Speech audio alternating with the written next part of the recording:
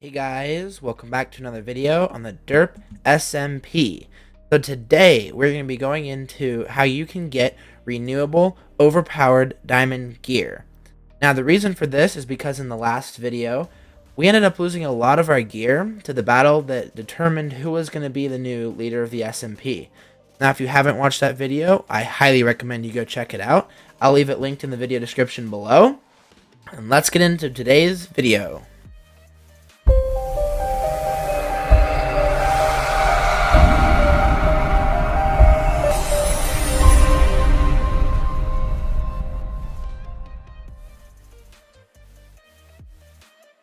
As you guys can see, I've created a bit of a home to try and establish myself on the server. We go through the door, and it's pretty basic. You know, we don't have very much done. There's a bunch of torches lighting everything up. Got our brewing stand, our bed. Upstairs, you know, it's pretty empty as well, but hopefully we'll get some work done on this. And then, most importantly, we have what's down here in this pit.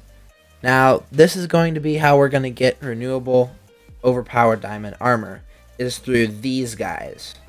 Apparently he doesn't want to talk to me right now because he's got his back turned to me. But these guys are how we can get a bunch of really cheap overpowered gear.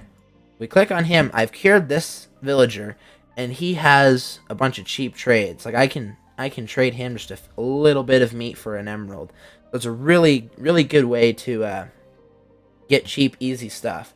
Now, the reason I wanted this guy was so that I could get the cooked pork chop trade, get some easy food. But what we're going to be doing is we're going to be digging out a whole section over here, and we're going to set up a little bit of a villager breeder slash villager trading hall. So yeah, we're gonna start digging this out, and I'll bring you guys back as soon as I'm done. Okay, so we just finished mining out this whole section here. We have a little cell here for the next villager. If we can find a zombie villager in the overworld and bring it down here, then we're going to use this cell to fix him. Now, for those of you who don't know, iron bars actually speed up the process of zombies unzombifying. So we have our little butcher buddy over here doing his thing. In the center here, we have the farming area. So that's what this next villager is going to be. He's going to be a farmer because we need the farmer to throw food to the rest of the villagers, and when they eat enough food and they're happy, they will have babies, and we'll get more villagers that we can use in this section, in the zombifying section. So once the villagers have grown up, we'll bring them through these gates into this little cell. We'll leave them here, and we'll bring the zombie that's going to be in here, and we're going to bring him into this section, and we're going to leave them in here until the zombie either kills or zombifies the villager. Now, in normal mode, there's a 50% chance of the villager dying and a 50% chance of the villager zombifying. But in hard mode, there's a 100% chance of the villager zombifying. Now, unfortunately, the server is on normal mode, so we're going to have to deal with a 50% chance of this failing. So we're probably going to go through a couple villagers. But that is the plan. So now all we've got to do is go and get another villager. Go searching for a zombie villager or bring them from another village. And I will real quickly show you guys how you can do that. There are two main ways of obtaining villagers. One, going and finding a village and then bringing the villagers back to your base. Or you can leave the villagers at the village and create a villager breeder there and get all your trades there. Or out here in the wilderness, you can find a naturally spawned zombie villager and you can convert him. Now first, we're going to go check out the different ways that you can use to get a villager back to your base from a village. So it turns out there's a village really near my home. This is the spawn village, so we have a few structures built here. You would know the reason for them if you watched the video on the new leader. I don't know why I'm glitching out like this. But here we have, there we go. Here we have a villager. Now they're all in this little like tube-like thing because, well, we do a bunch of raids here. So usually this villager would be out and about, and you can carry him and take him places via a boat or a workstation. Now I'm going to use the workstation real quick, and as you see, he's attracted to the workstation and he wants to use it. So you can take this workstation, you can move it around, place it here. He's going to see it, he's going to come to it. Now there are times of day when the villagers will work, and sometimes near the end of the day they'll stop and they won't follow the composter around. They won't follow their workstation. You can use any workstation like a blast furnace, a fletching table, or different things like that. But if you move this along, it's gonna help bring your villager. Oh wait, where'd he go? Oh, here he is. As you can see, they have a pretty far tracking distance for these things. So this is one way you can bring it to your base, or because these guys can be really fickle sometimes, you can get them in a boat. Now the way you get them in a boat is like you just saw. You place it near them, they'll hop in the boat, and now it doesn't matter if I break this, I can get in the boat and I can go with them. Now the catch is when I'm moving in a boat, I can't move up blocks. So I have to move down. So I have to choose where I'm moving down very wisely, because I'm not going to be able to get back up.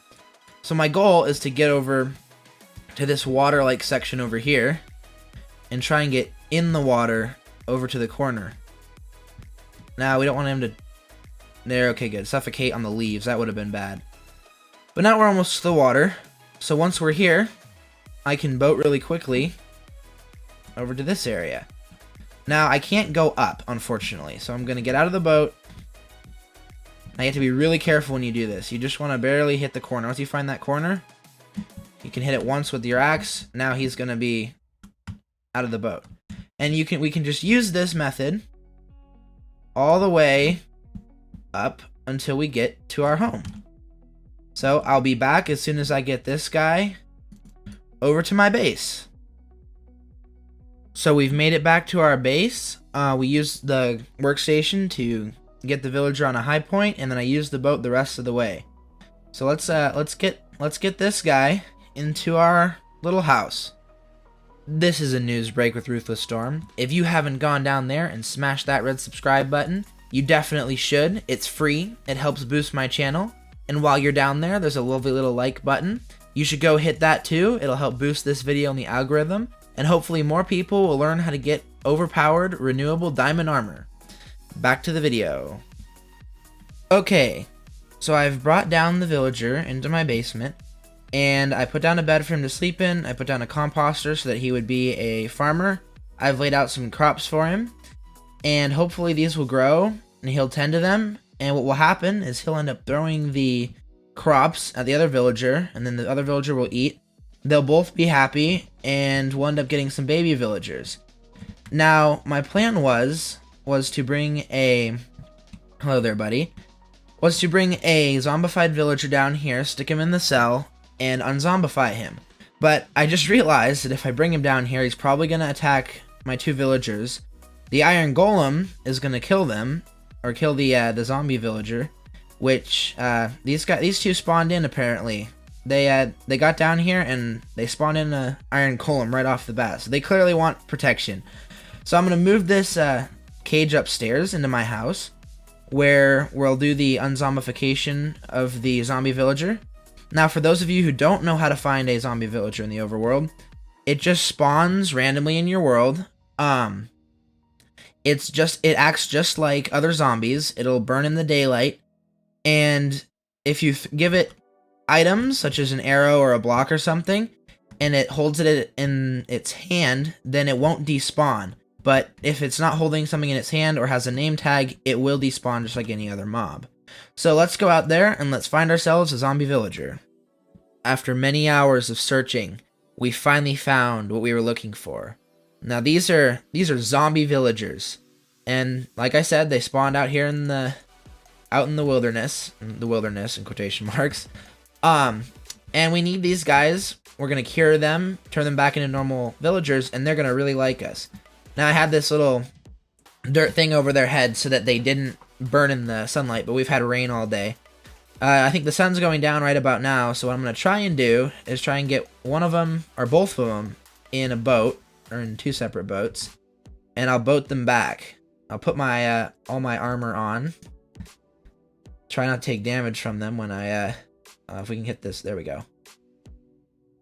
There we got it. Now we're going to get one of them in that boat, one of them in this boat. Okay, good. We got them both in boats. Well, now how are we going to get it up here? Well, it's all uphill. I can't. Well, I'll bring you guys back as soon as I get these guys in separate cells up in the house. So I think I forgot to tell you guys how to do this. So I wasn't going to use the boat to get them up. I'm just going to break it. They're going to end up following me. We may get some bystanders here. Now, I would not recommend using your axe, or sorry, your sword. I highly recommend you use your axe, because if you just hit the zombie, you can kill the zombie, but this has sweeping edge, so it'll end up doing damage to both of them. But as you can see, when he's mad at me, he'll just follow me wherever I go until I take him inside. So yep, so we're gonna bring them inside, and I'll get their cages all set up, and I'll get everything that I need to cure them with, and I'll bring you right back.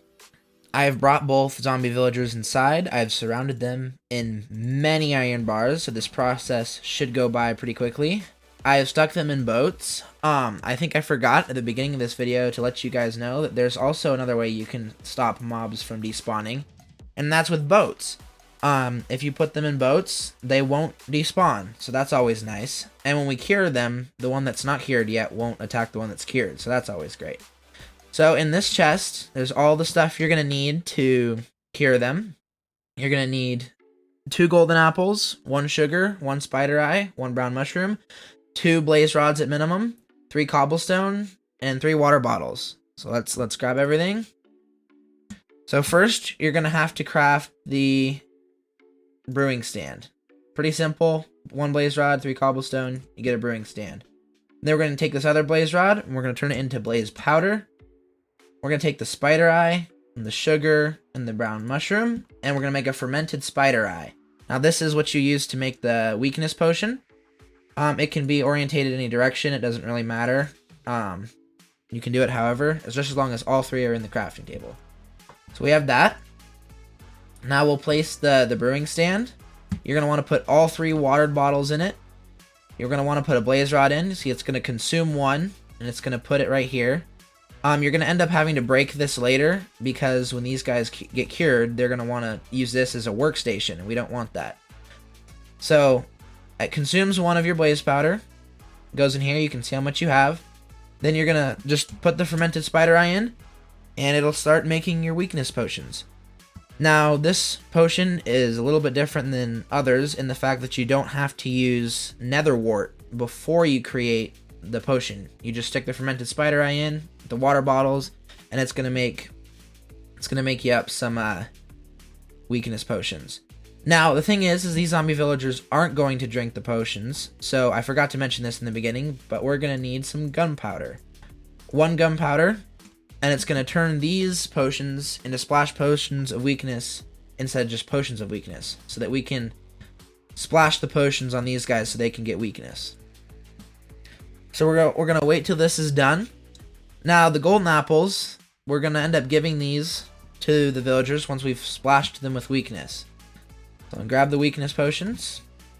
I left a little hole in here to splash them with. So they both have the particle effect. I'm gonna give this one a golden apple. This one a golden apple. And you'll see their particles turn red. So I'll bring you guys back when they're done curing. Well, our villagers just finished their unzombification, and now we have 2 villagers. And I'll show you real quick how much these guys like you. Let's try and get them out of the boat. Or 1 out of the boat. Maybe. We can hit, there we go, we hit the hitbox. Now if I grab this, maybe he'll choose the brewing stand without having to leave. Nope, I guess we'll bring it over. So now he's gonna, one of them, maybe. Well, they'll choose it. Let me look at the sun real quick. Where's the sun at? Oh, there's a annoying little skeleton. I'm telling you, these guys have permanent aimbot.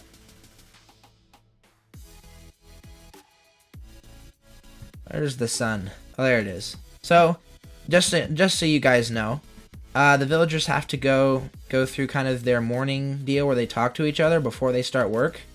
So he'll end up. Oh, they got in a boat together. Well, I guess we're gonna have to break both boats. There we go. We got the second boat. Okay, good. He claimed it. So now if we look at him, see how much cheaper it is? It was 32 and he'll do it for 26. So we get a really good deal off for curing these guys. And this is going to be how we get really cheap renewable diamond armor. I'm going to take these guys downstairs and I'll bring you guys back as soon as I've got it all set up down there. I've now transferred the villagers into little workstation areas. The two that we cured are both down here in these little pods. This guy is a armor smith, I think it is. Yeah, he's an armorer. This guy is a Fletcher. Now the reason for this guy is he trades sticks for emeralds, and who doesn't love that? And as you can see, I've done a little bit of off-camera grinding, and I have a couple of sticks here. I got a solid bit of emeralds that I've gotten from trading with some other people's villagers. I have some iron that I use to trade for stuff. And as you can see here, I have some bread. So the villager that we got from the village and brought here, the farmer, he's farming away at the land, and the butcher is cooking over there with his little smoker. So I decided to speed up the process of them giving us some extra villagers. I put down a bunch of beds around the edges so that they'll want to spawn more. And right now I'm just going to throw a bunch of bread at them. As you can see, I had just over a stack, and I think under a half or something like that. But now they should pick up all that bread, and I think I picked some up too. And hopefully we'll end up with some baby villagers. Now let's trade with this guy a little bit to understand a bit of the villager trading mechanics. So this guy's a Fletcher. His workstation is, I don't know if you can see, it's this thing. It's a fletching table, and it's created using 4 wood, like a crafting table, and then putting flint on top of it. So he'll give us emeralds, sticks for emeralds. So we make this trade, and you'll see there's a little bar up here, and this shows how much his experience is going to go up. Right now he's a novice, so if I upgrade him, he's putting sticks in. Now you can shift click the emeralds out, makes it a little bit faster. So see, now that whole bar is full, now when we go out, that little stone there, it changes, and he gets these little particles. And now, a whole bunch more trades have been unlocked. We still have the stick trade. Now we can give him an emerald and gravel for flint. We can give him flint for an emerald, and we can give him an emerald for a bow. Now all these trades are cheaper because, again, we fixed him. So now he's an apprentice. So if I give him sticks now, see how much smaller the experience percentage is? So we'll trade the rest of our sticks away to this guy. And then we'll buy the bow. Now see, the bow does a lot more. So if we buy a bunch of bows, now once you've done a ton of one trade, he puts an X over it and he can't trade you anymore. So he'll upgrade to the next level.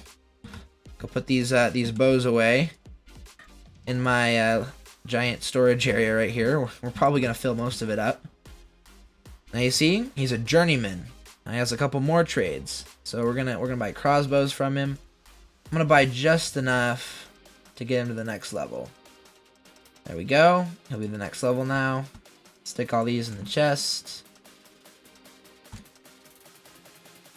He's an expert. Now the next level will max him out. Now you see we have a trade for a power 1 bow. That's not bad at all. Oh, that one went out. Let's try and get a couple more crossbows here. Oh, will we make it? Oh, man. Well, we'll come back to this guy in a second when he refreshes his trades. Now they refresh their trades by using the workstation. Oh, wait, there he goes. Did he do it? Nope. So he has to use that workstation and it will refresh his trades. Let's go look at this guy. This guy is the armorer, so he gives armor trades. Now, at the beginning, he only gives us not so good armor, but once we get him upgraded, he's going to give us a whole lot more. So I'm going to real quickly buy enough leggings. Now, this is an excessive amount of iron leggings. I will tell you that right now. Extremely excessive amount. Probably of everything. Like, look at all these bows, crossbows, etc. Let's see. Nope, there we go. See, he refreshed his trade. So we're going to upgrade him one more time. And you'll see now, see, it goes into a little diamond. He has a little diamond on his belt. That means he's a master of the trade. Oh, look at that. We got poison arrows. So these are the trades he'll give. We have Unbreaking 1 crossbow and a Power 1 bow.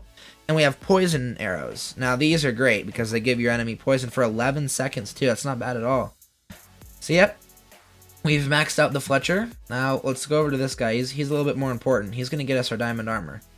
Same as before. If we buy the leggings or the chest plate, it's only going to give a little bit.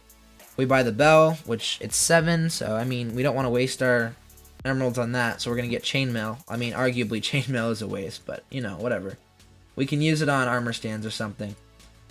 We'll use this to level him up.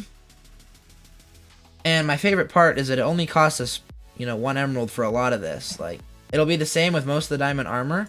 We should get almost all of the diamond armor with enchants for 1 emerald. It should be really good. Now this trade I get a kick out of.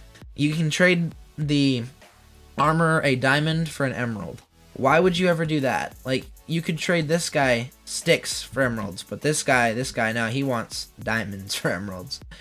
Yep, so we'll buy some chainmail chest plate. Oh man, we got a lot of the chainmail with this run. Look at that, we almost have all chainmail boots. All we need is the leggings. I highly doubt it. I think this next one is going to give us the armor, the diamond armor. Oh, and look at that. Look at that. We can buy, well, blast protection isn't great, but we'll get some librarians going, get some better enchants. For 1 emerald, we can buy diamond gear. Look at this. Look how easy it is. We just get a bunch of diamond gear. At least have projectile protection. That's not very good either, but oh, look at this. Look how much that is. Oh, okay, well, we'll have to buy a chainmail chestplate to get him upgraded to max. But look at all this. Look at the diamond gear. Look at that. And we bought all this for all these for 6 diamonds. All of this, 6 diamonds. So easy, so cheap. Oh, look at this. Now he's upgraded. We have full diamond armor for 1 emerald, guys. Look at that. Helmet, protection 2, respiration. That's a good helmet. I mean, for base trades, Thorns 1, I mean, you know, give or take. It's not terrible. It's not grand. We should really, let's get all of them. There we go. Look at this. Look at this. And for just a scarce amount of emeralds, look at this. 3 full sets of diamond armor. Now we can do the same thing with other villagers. We're going to do it with the toolsmith to get an axe, a pickaxe, and a shovel. And we're going to do it with a weaponsmith, so we can get axe and a sword. More importantly, the sword, because we're going to get the axe with the weaponsmith. But I'll bring you right back. Oh, look at this. Look, we have a baby villager. This guy's going to go into the zombification area. And we'll do a session with him. I'll show you guys how you can zombify villagers and unzombify them. Well, you already know how to unzombify them, so we're just going to be zombifying them. And once we do that, I'll move them to their cells. I'll get all the villagers we're going to need set up. And I'll bring you guys back. Well, our baby villager is grown up. Now he's a grown-up villager. And we have brought him back into this little cell that I showed you guys near the beginning. And we've captured a zombie back in here. If you guys want to know how I did that, there's a piece of dirt right here. If I dig that away, there's a chute that goes all the way up to the surface. And I basically spent a night or two punching zombies into the hole until one fell in and he fell into the water. So this guy wouldn't pick up anything. No sticks, no nothing. I didn't want to keep him in a boat all the time. So I named him Bob because, well, seems like a fitting name. So we're gonna move him in here. He's gonna chase us. We gotta close these gates. Oh, okay, there we go. We close the gates. Now he's in there with the villager. Now if we move over here, hopefully he stops seeing us. Oh, there he goes. Look at this.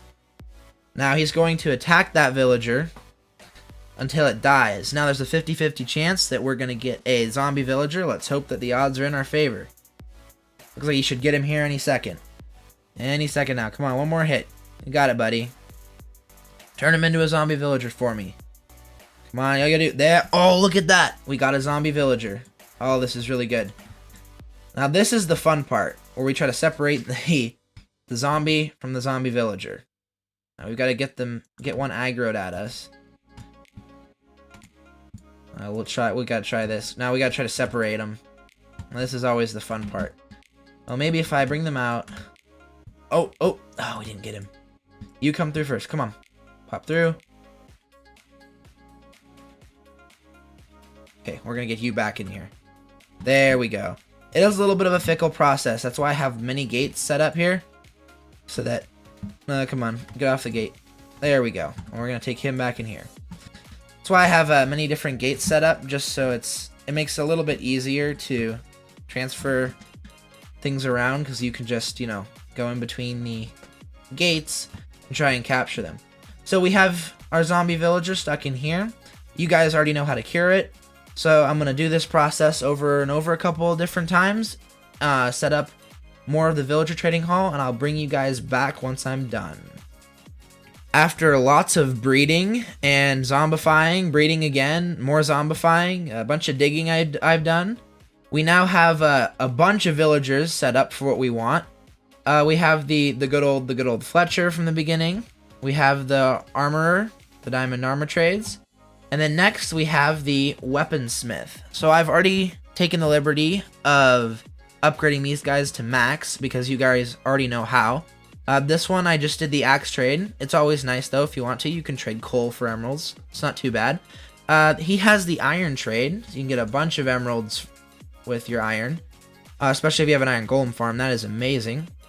And then down here we have our diamond axe trade. Now this one's 2 emeralds. And it gives us efficiency 2.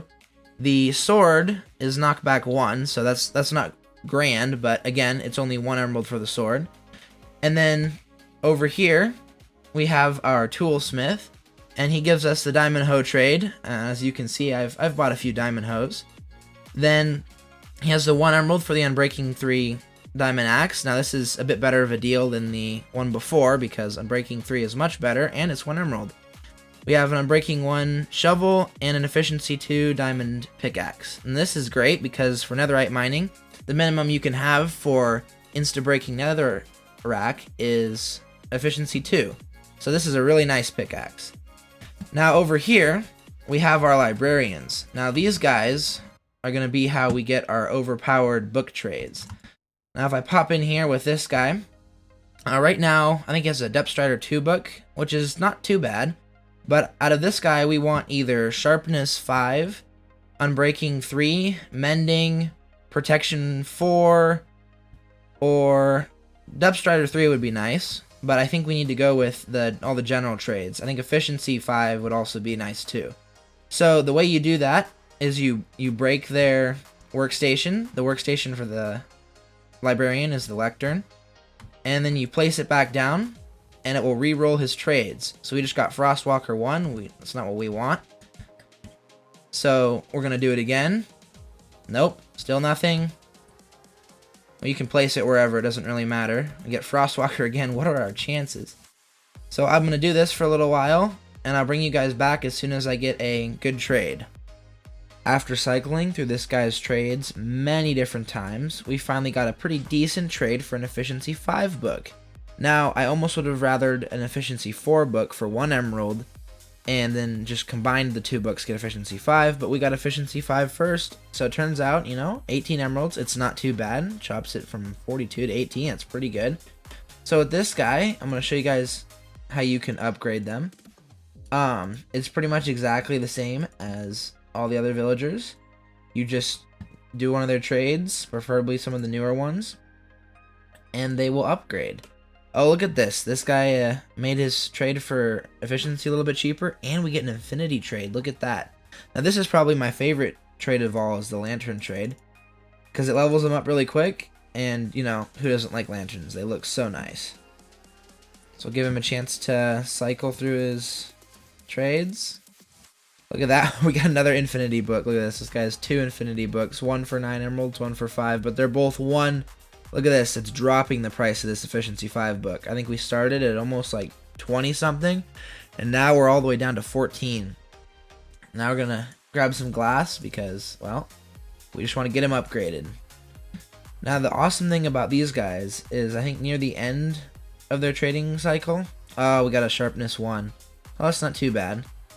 Near the end of their cycle, you get name tag trades. Now, name tags are the best trade ever because who doesn't want to name things?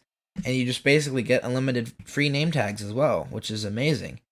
So look at that. This villager we upgraded. He's given us a couple of things. We can trade him emeralds for these things. And we have Infinity and a Sharpness 1 book out of him. But really, the Efficiency 5 book's what we want, and it's all the way down to 14 emeralds. So that's pretty good. So I'm going to go do this with all the other librarians. I'm going to level them all the way up, and I'll cycle through their trades. And man, this guy's really in my face. I'll cycle through the trades, and we'll see what we can get. So after lots of grinding and churning through these villagers' trades, and also trading with them, we finally have all the trades that we want. We have this guy with Unbreaking 3 for just 1 emerald. It's a really nice trade. He also gives 1 book for an emerald, which we have no objections to. It's a pretty nice trade. There's a couple of books here that aren't too terribly good, but you know, multi-shot's not bad. Sweeping Edge 1, not too worried about that. We have a glass trade here. As you can see, I have a solid bit of glass from leveling these guys up. Now we move on over here. We have our Sharpness 4 villager. Now the reason I went with Sharpness 4 is that it's a lot easier to get with just 1 emerald. And if we just upgrade it, or we combine the books in an anvil to upgrade from Sharpness 4 to Sharpness 5, it's only going to cost us 2 emeralds to get the books for that. And it's really hard to get a 1 or 2 emerald cost for a Sharpness 5. So we're just going to go with this. You know, it works. We have, this is probably my favorite thing here. It's a bookshelf trade, and we also have a book trade. Now if you see, it costs 2 emeralds for a bookshelf. Now if we buy 1 bookshelf, we spent 2 emeralds. Now if we go over here and we break this bookshelf, we have 3 books. Now if we trade those back, we just gained a whole extra emerald. Now that isn't too much, but it's a way for you just to sit here and you can buy bookshelves for cheap price and you can sell them back. As long as this number is not above 2, you can profit emeralds off of it. So I absolutely love this trade. It makes it really easy to get lots of emeralds and make it a lot easier to get your enchantments and all your different books. Right here we have a Lure 3 trade. Nothing too big, not too big of a deal. This is the first time we see the ink sack trade. I absolutely love this trade. It's pretty easy to get a lot of emeralds using this because of looting 3. You just go out and you kill a bunch of squids, and you come back, you give this guy the ink sacks, and you profit a lot of emeralds. We have Lure 2, nothing special. The book and quill, same as last time. And we have a clock and the name tag, so nothing new there. Let's move on to our good old mending villager. Yes, only one emerald for mending. Isn't that amazing? This is the most useful enchantment in the game, and we got it for 1 emerald. This is great. So in here, you know, we see the normal trades, the book trade, the lantern trade. I really like this trade because then it's really easy to get lanterns. And we have a piercing 2 book, nothing special, could be used, but everything seems pretty normal with this guy. Let's move on to the last villager. So this guy is our protection 4 villager. It did cost 17 emeralds, so this is not the cheapest protection 4 trade you could get. At this point, I was kind of ready. Once I got protection 4, I was like, okay, well, I'm fine with that. So we have a 17 emerald cost protection 4 villager, so that's nice. He also has another mending trade for 1 emerald, so you know, unlimited mending. And down here we have loyalty 1, which we could stick on a trident if we ever got one. So there we go. But as you can see, we have all these different villagers in here. And we can get all these overpowered enchantments for pretty cheap. Leveling them up is not hard. And you can get really overpowered gear using this method. Now, as you see, I've just been doing stuff with the villagers on the side. Tons more villagers have spawned. If you wanted to take these villagers, and you wanted to add to this little trading hall, and you wanted to expand it either direction or something, you can just take them, zombify them. You don't even have to zombify them. It just makes the trades a lot cheaper. Like, that's the reason why we have a pretty cheap efficiency 5 trade. We have sharpness 4 for really cheap. Like, it really lowers the price and makes it a lot easier to work with. And it all can be expanded upon. You can use more villagers to get more trades and get your gear even more overpowered than what we've already done today. Now, I highly recommend doing this, and you can get every single enchantment in the game if you want it. It all comes down to how much time you're willing to spend, and my favorite part about it is it's all renewable. You can get it all back. If you die, you lose it to something, or something crazy happens, you can just come down here, you make some trades, and voila, you've got it all back. Thank you guys for making it to the end of this video. I hope you learned something from all the villager trading that we've done and how you can get renewable overpowered diamond gear.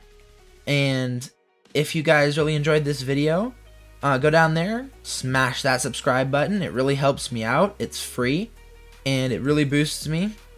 Also, leave a like so that others can find this video and it can help them out with learning how to get renewable overpowered diamond armor.